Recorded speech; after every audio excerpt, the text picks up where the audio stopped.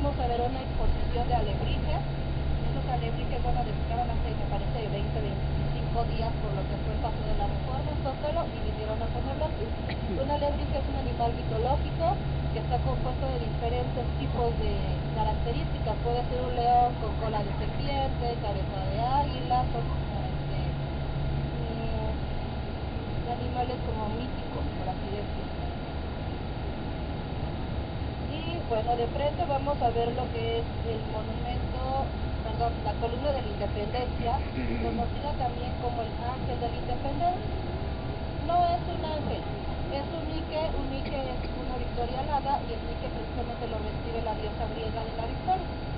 La victoria alada pues está representando la victoria que tuvo México ante cuestiones de independencia de la corona española. Resulta que